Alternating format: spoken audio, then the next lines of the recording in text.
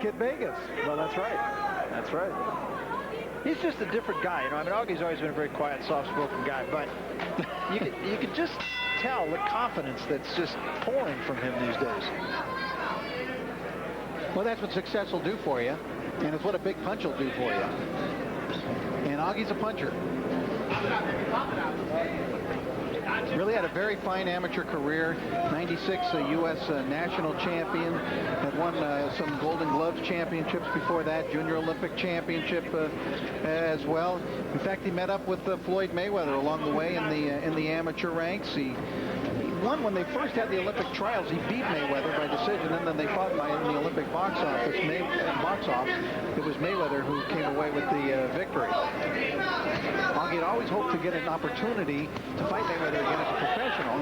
It looked early in his career like he would be able to do that. But then that still inexplicable disaster for Augie Sanchez early in his career when he was knocked out in one round by Edgar Garcia. It was just one of those things, and he's been a far different fighter since. Yeah, he really has. He bounced back from that. Then when he fought Hamed, I think you and I watched that fight together, and we thought, oh, boy, I mean, he just got pasted, that maybe it's time to just say, forget about this. And then, sure enough, he jumps back in against a quality opponent and gets him out of there. Well, I think everybody was scared when they took him out on the stretcher, but that was on the part of precaution and caution. And I think Augie Sanchez had enough good moments in there against the murderous punching Hamed that he had to take some good feelings from that and confidence in his ability. Well, he did. I mean, he actually, in our opinion, knocked Hamed down more than just the once he got credit for. And this is a good division now. This featherweight division heating up, of course, with the likes of Hamed and Marco Antonio Barrera. And, of course, Eric Morales, who recently beat Guti Espadas for one version of the title. They're all in the mix. Juan Manuel Marquez is right there. Augie Sanchez is right there, too. So there's a lot of money to be made in this division. It's good to be. And Jimenez, we've been talking about Sanchez here. This is a guy who's been there as well. I mean, this is not a guy who's a trial horse. Well, as you see him move around the ring, you can see that he's got ability. He knows how to fight. That's what I was talking about. Excellent technique. He's a mobile fighter. Does not have a big punch, but he can get around that ring pretty well. And he will try to outbox Sanchez if he can tonight. So far, neither man has inflicted any sort of damage in this first round.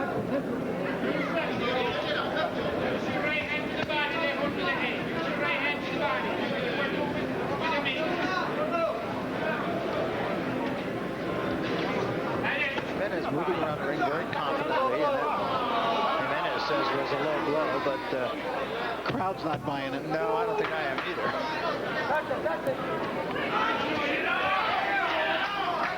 End of the first round, and not much business. You can see that kind of scar tissue up over the eye of Augie Sanchez.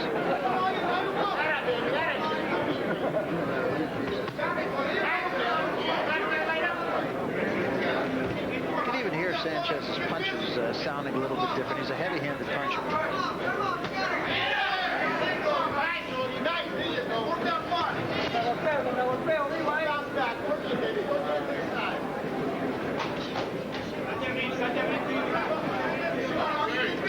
Sean O'Grady is with us here at ringside, feeling out round, first round. Yeah, but pressure from Augie. Check him out. He's cutting the ring off. He allows for Jimenez to move when Augie wants him to. Part of being another level fighter, a world-class fighter, is imposing your will on your opponent right from the beginning. You know where you are. You know what you're doing. You also know what he's doing, what he's thinking. That's how much Augie Sanchez has improved recently. And in this fight, too. Well, you know, some guys get that championship fight, especially against the marquee fighter like the Prince, and just can't handle the spotlight. And I think Augie proved that he not only handled it well, he wants it. I asked him what that whole situation was for him, going in there and really having his moment in the limelight against a guy like the Prince. And he said it was a complete circus. He said with the whole thing, because so many eyes, of course, are focused on Naz, and Naz has a way of turning any event or any boxing match into an event, and he got to see what that was like and to be part of it. And even though the experience in that is a learning experience that becomes a positive for him. And the real danger for him now is he can't let down on fights of this nature. He's got to get up for these fights where he's learning, schooling, where he's looking beyond for bigger and better fights and bigger and better paydays. So that's why he can't let down here. He's really got to be on his toes, so to speak. Continues to pressure Jimenez, but no big punches from either man thus far. Jimenez is boxing well, but he needs to get some punches off of his own. He's moving around the ring pretty well. Yeah, he's not throwing punches. You're right, Rich. And for me, I would say that Augie should go after him right now. Jimenez is not really into this fight. He looks like his mind is elsewhere. Augie Sanchez much quicker hands also than Jimenez. And Augie cannot allow for Jimenez to get in the fight. You know, a lot of the fighters like Jimenez start slow, and then they start ticking about the 4th, 5th round. If you can clock them early before they get to ticking, you can take them out earlier. I was looking at the advertising on Jimenez's trunks, and it says Pive Sportswear, but when I first saw it, I thought it said Dive, and I thought, what an unfortunate name for a fighter. We welcome you back to the Feather Falls Casino. We're in Oroville, California, about an hour up from Sacramento. Barry Tompkins, Rich Murata, the champ, Sean O'Grady, our main event, Augie Sanchez, Daniel Jimenez. Jimenez, good foot movement, but not doing much business, and as a result, in my opinion, giving away the rounds. Jimenez first won a world championship way back in 1993 when he defeated Duke McKenzie in England. He won the WBO 122-pound championship, and after he lost that a couple of years later to Marco Antonio Barrera, he went down in weight, which is really unusual. As the guy gets older, they normally go up in weight, but in Jimenez's case, he went down in weight to 118 and found himself winning the 118-pound title of the WBO by defeating a very good fighter, Alfred Kotek. Jimenez started to open up offensively a little bit, got there with a couple of shots. Yeah, he came out this round with a good overhand right, catching Sanchez, and now he's starting to put some punches together. Pretty good movement by Jimenez, not letting Sanchez really set down too much on his punches. Sanchez in the ring, he says, I'm a pressure fighter, a thinking fighter. His best punch is the left uppercut. Great shot for him. You'll see him throw that. Whenever he wants to control Jimenez, he goes downstairs to the body. And he dips and throws a nice left hook to the body, too. And he lands with pretty thudding effect, I think.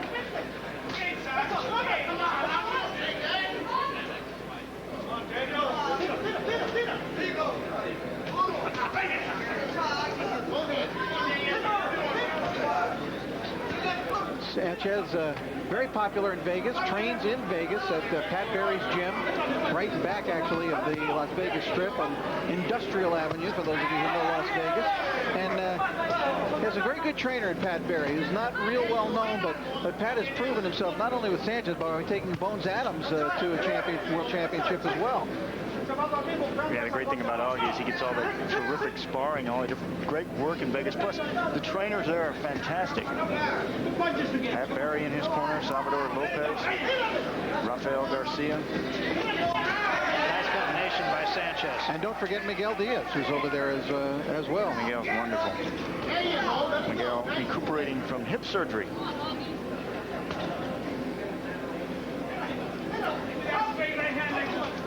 Good pressure from Augie, but not as much as I expected. I thought that, you know, for this fight especially, he would even give more pressure.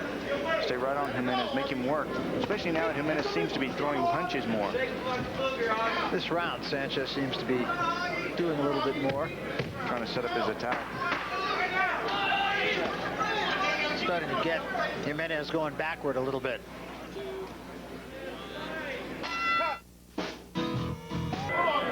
We welcome you back. We come to round 4 of our main event. Augie Sanchez in spangled trunks. Daniel Jimenez in the green. Those are Vegas trunks, folks. If Elvis was a boxer, he'd wear those trunks. That's right. Well, maybe one with a bigger waistline. Yes, no featherweight he.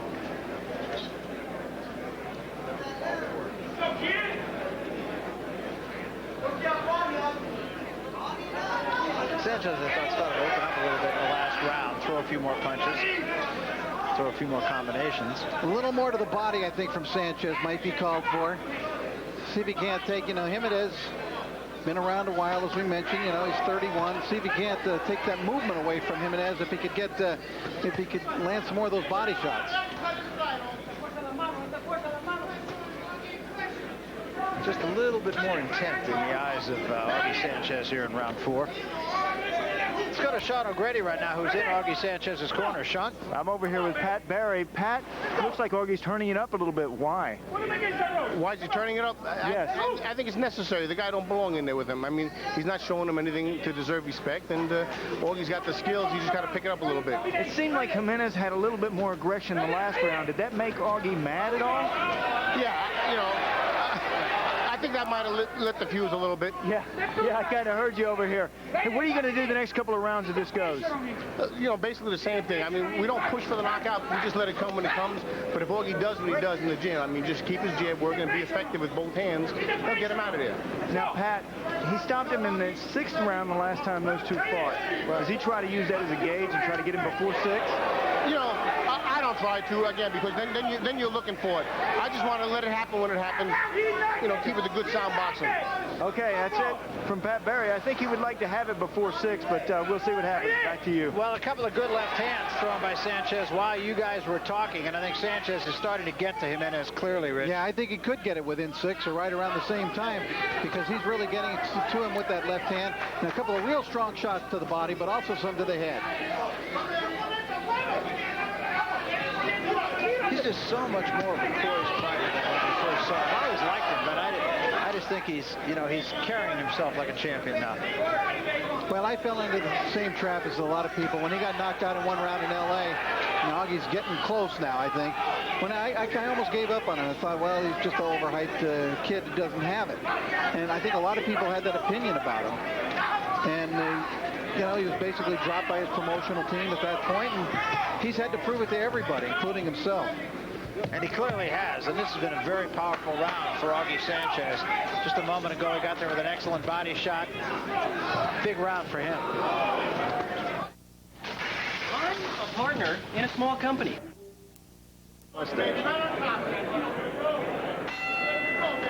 Welcome back, round 5, and Augie Sanchez starting to get more into punching range, starting to inflict a little bit more damage. You just look at Augie's demeanor as he comes out here. Even though he's not throwing punches, he looks a little more intent on putting things together here and making Jimenez pay. He's starting to get more into range, as you can see here. And again, he's not just walking toward him. He's doing a very nice job of cutting the ring and not wasting a lot of punches.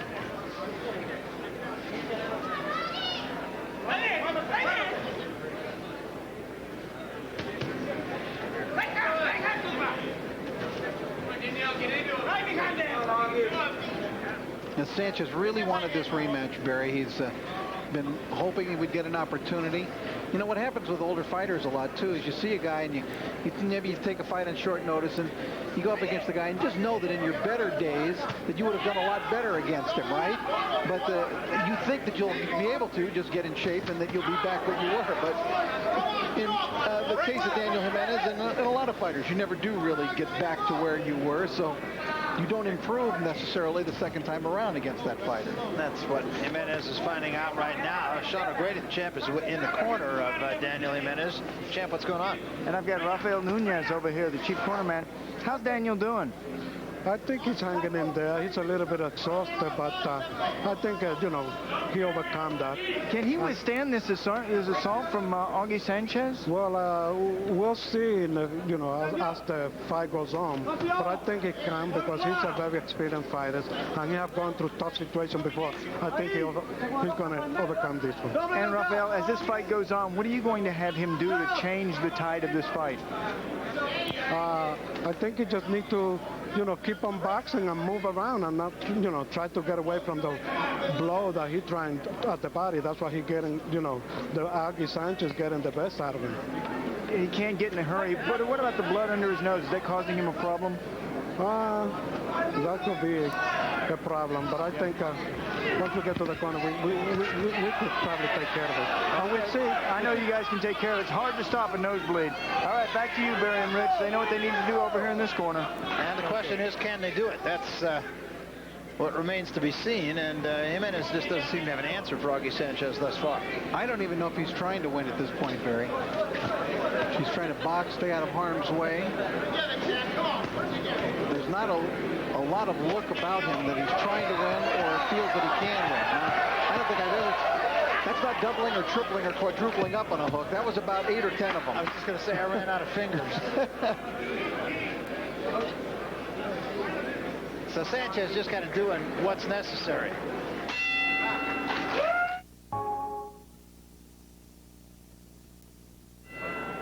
Well, Augie Sanchez setting new records with the left hook. Let's count them up here now once he starts moving it back. 1, 2, 3, 4, 5, 6, 7, 8 before he finally threw a right hand.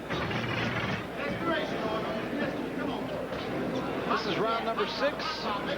Sanchez has dominated the fight. I'm not sure you can make a case for Jimenez having won any round thus far.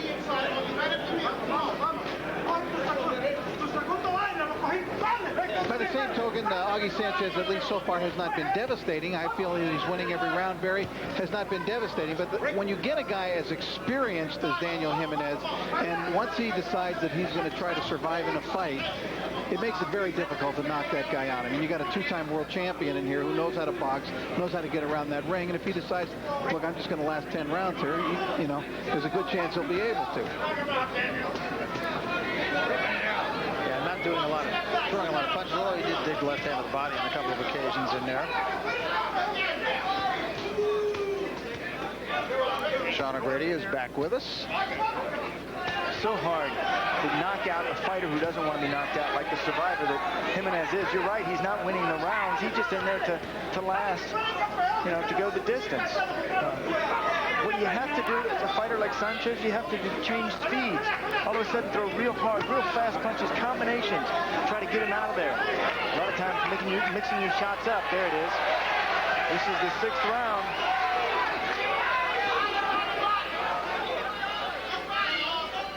And again, Jimenez right in front of Sanchez, but Sanchez just not doing a lot.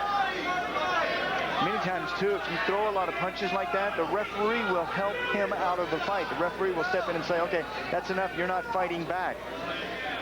So sometimes you explode on your opponent, and the referee will step in. And I asked Sanchez how he got to Hamed as often as he did in the fight, because Naz, of course, has that weird style. He's practically bendable. I mean, he can get away from punches. You don't think he can twist his body up the way that he does. He said, all I kept doing was aiming for his chest. You know, and some of those punches, you're aiming for his chest, you may miss him and hit him in the head. That's true. He runs into him also with that. So fast with his movement. There was a combination that backed Jimenez into the ropes. And a good uppercut right there. Big punch. Augie's hands are pretty quick.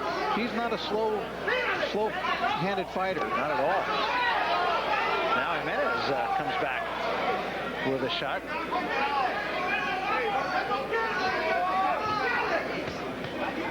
Referee with a little bit of work here. That is John Shorley, the referee, not Phil Hartman.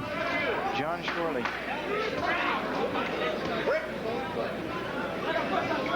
End of round number 6. Welcome back to the Feather Falls Casino. We're in Oroville, California on the Feather River. Barry Tompkins, Rich Murata, the champ, Sean O'Grady, our main event, Augie Sanchez and Daniel Jimenez. And Sanchez spins Jimenez into the corner.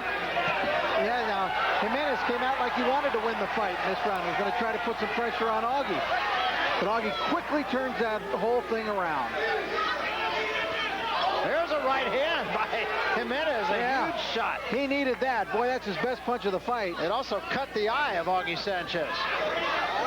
That was big. That stopped Sanchez right in his tracks. Where's he been hiding that one? You could just see at the start of the round, Jimenez just ran practically across the ring, jumped right out at him. And the smear of blood around the corner of the left eye of Augie Sanchez. That came from that punch. Boy, a lot of punches now. Jimenez punching to the body. Your opponent's holding on like that. Your hands are free. Punch him. Wow, bad cut down the side of the face. It is a vertical or a horizontal cut, which bleed down the side of the face as opposed to in the eye. A vertical cut.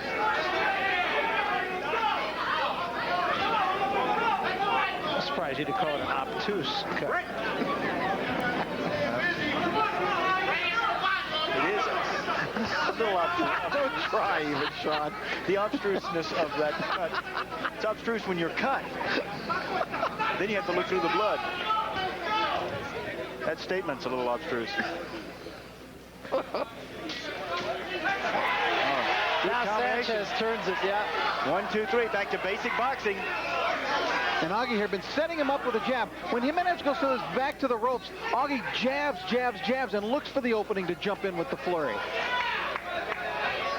He just doesn't jump on him. He patiently waits for something to appear for him.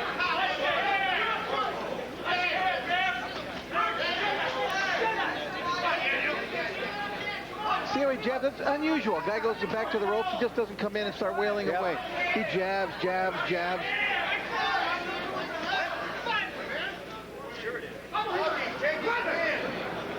The conversation going on between Jimenez and the referee, Don Shorley.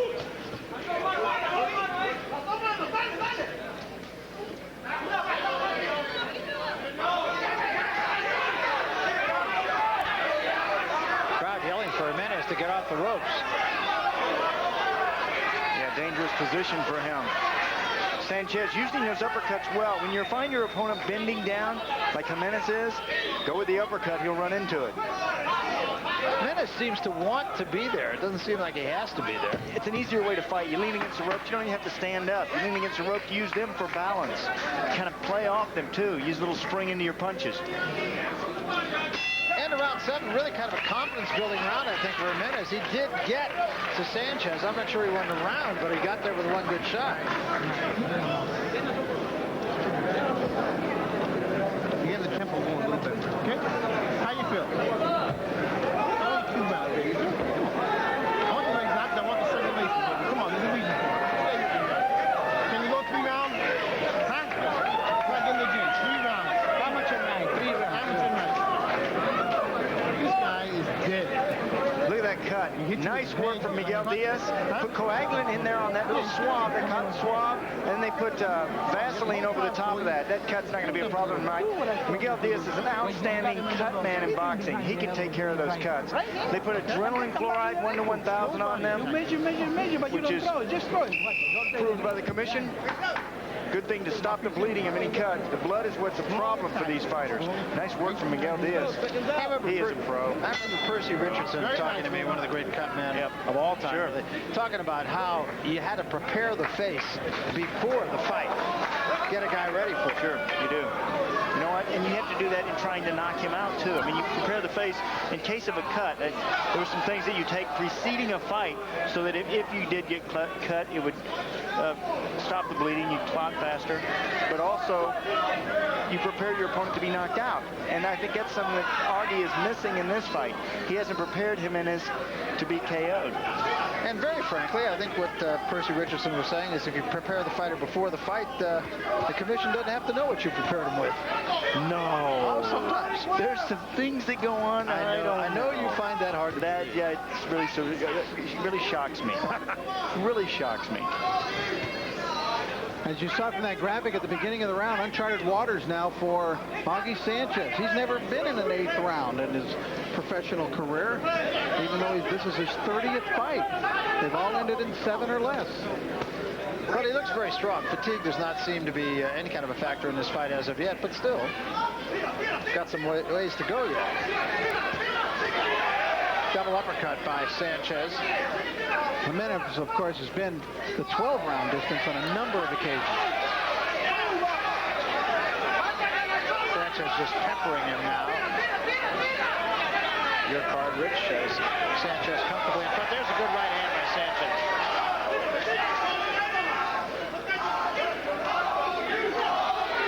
Kind of wakes the crowd up here. The crowd takes up the Augie chant. Hey, might as well he could be in Vegas from the sound of it here. Well, he does have. I don't know if you noticed during the introductions, there's a bunch of folks here holding up a big banner saying Augie, Augie, but it covers about half of one side of this facility. And that's how good these fans are here. They love boxing. Good to be here in Oroville. Well, that is a good left hook to the body that Sanchez throws. Even if Jimenez is claiming it was low, he really just loved the leverage he gets on that left hook to the body. Yeah, notice the trunks too of Jimenez a little high. The referee really has to watch those punches. Make sure Jimenez not playing to the high trunks. Sanchez right in front of him. Let's see an explosion here. Jimenez still trying to fight back. I don't believe Jimenez is hurt. I just think Sanchez cumulatively has obviously had something of an effect on Jimenez, but he still seems okay.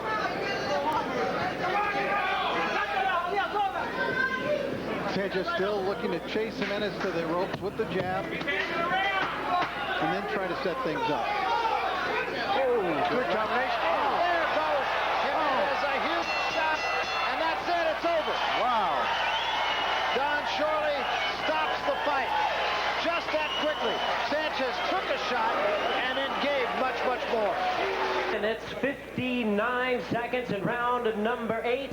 Our referee in charge, John Shorley, stops the contest. The winner by way of knockout, Augie Kid Vegas Sanchez. So Augie Sanchez, a